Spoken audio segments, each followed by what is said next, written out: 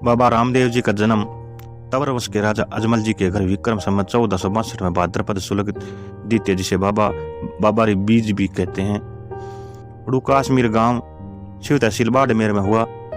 इनकी माता का नाम मैना दे तथा पत्नी का नाम नेतल दे था। बाबा रामदेव जी को कृष्ण के अवतार भी माना जाता है। बाबा रामदेव जी को राम सा पीर, रुणी चेहरा धनी, लीले घोड़े वाले, बाबा पीरों के वीर आदि नामों से जाना जाता है। नमस्कार दोस्तों, इंसानियत टीवी में तारो गुणों स्वागत है। अगर इस चैनल पर नए हो तो वीडियो को सब्सक्राइब कर लो, जो आने वाला वीडियो आपको पहले दिखाई दे। कथाओं के अनुसार राजा अजमल श्री कृष्ण के परम भगत थे, लेकिन वे निस्तान थे, जिससे वे बहुत ही दुखी रहते थे। रामदेव जी के पिता राजा अजमल, जो द्वारकाधीश के बहुत बड़े भगत थे, हमेशा अपना राज्य में सुख शांति के कामना के लिए द्वारका जाया करते थे। एक बार उनके राज्य में भयानक अकाल पड़ा और अजमल जी राज्य से में अच्छी बारिश की कामना लेकर द्वारकाधीश पहुंचे। ऐसा माना जाता है कि भगवान द्वारकाधीश की कृपा से उनके राज्य में बहुत ही अच्छी बारिश हुई। बरसात के दिन सुबह जब किसान अपने खेतों को जा रहे थे तो राजा में उनकी मुलाकात अपने राजा अजमल से हुई। उन्हें देखकर किसान वापस घर की ओर जाने लगे। यह देखकर राजा ने पूछा कि तुम वापस क्यों जा रहे हो? तो किसानों ने कहा कि राजा अजमल जी, आप निसंतान है, इसलिए आपने सामने आना अपशकुन बना गया है और हम अपशकुन के समय वह नहीं करेंगे।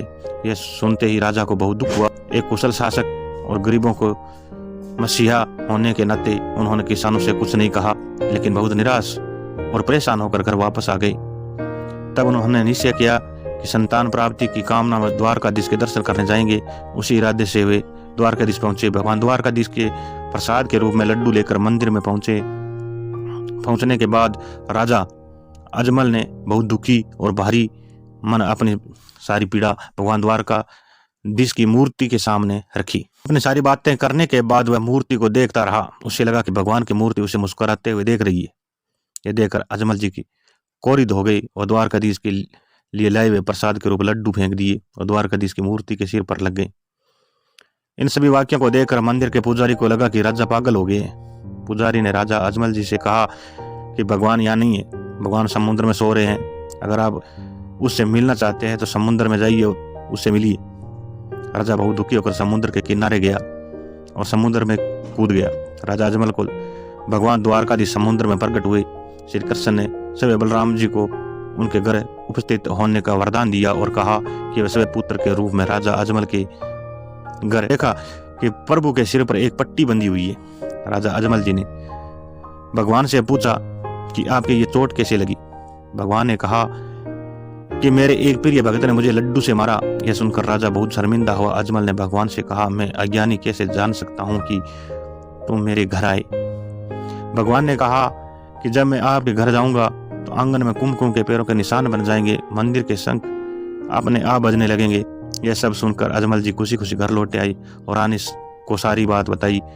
अपने निश्चित समय के बाद भगवान के वरदान के अनुसार पहले बलराम जी ने राजा अजमल जी की पत्नी मैनादे के गर्भ में वीरमदेव के रूप में जन्म लिया। उसके बाद 9 महीने बाद भगवान भाद्रपद की दूज के दिन भगवान कृष्ण के पालने में राजा अजमल का घर रामदेव का रूप अवतरित हुए। बाबा रामदेव जी का मेला भाद्रपद शुक्ल द्वितीय से भाद्रपद शुक्ल एकादशी तक रुणीचा जैसलमेर में भरता है। रुणीचा में बाबा रामदेव जी ने भाद्रपद शुक्ल एकादशी को समाधि ली थी, इसलिए इस स्थान को रामदेवरा के नाम से भी जाना जाता है।